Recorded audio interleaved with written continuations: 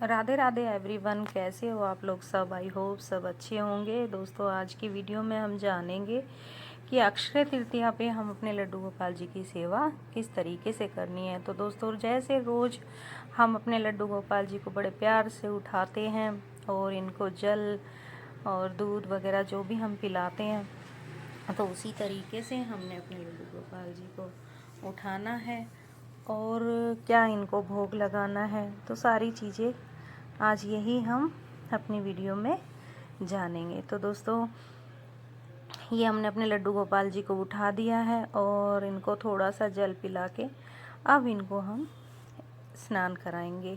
तो दोस्तों, अक्षय तृतीया का जो डे इस साल पड़ रहा है वो है 10 मई और फ्राइडे है, शुक्रवार को अक्षय तृतीया है। तो इस दिन बहुत ही विशेष पूजा होती है हमारे लड्डू गोपाल जी की। तो क्योंकि अक्षय तृतीया के दिन ना बांके बिहारी जी के मंदिर में इनके साल में एक बारी चरण के दर्शन होते हैं।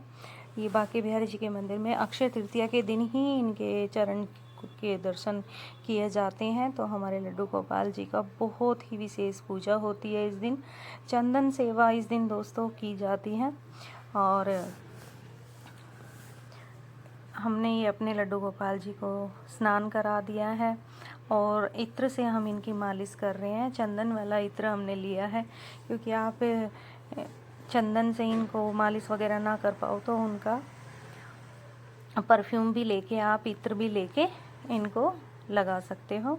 तो इस तरीके से हमने चंदन का जो इत्र है उसी से हमने अपने लड्डू गोपाल जी की मालिश की है।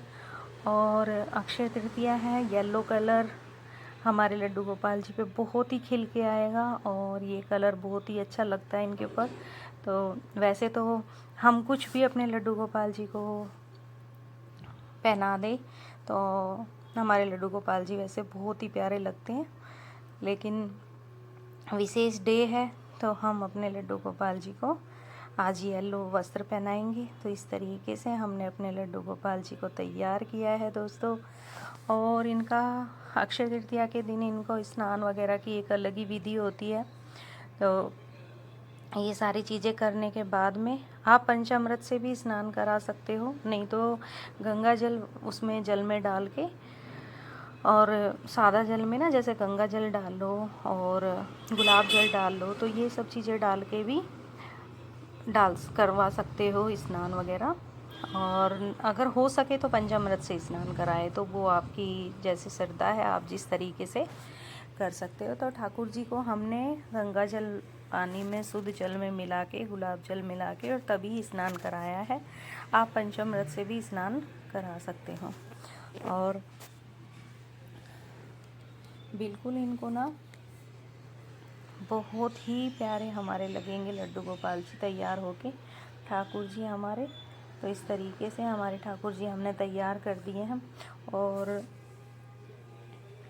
अब इनके भोग के लिए सबसे पहले दोस्तों देखो, तुलसा जी का भोग बहुत ही अवश्य होता है हमारे ठाकुर जी को, और फिर हम सबको फूल समर्पित करेंगे। तो इनको खुशबू वाली चीज़ें बहुत ही पसंद है, तो जो भी आपको फूल मिल जाए तो उस तरीके से हमने फूल समर्पित कर देने हैं। तो इस तरीके से हमने अपने लड्डू गोपाल जी की पूजा करनी है और बहुत ही विशेष फल मिलता है दोस्तों। अगर सच्चे दिल से अगर आप कुछ भी करो तो देखो दोस्तों, फल उसका अवश्य मिलता है।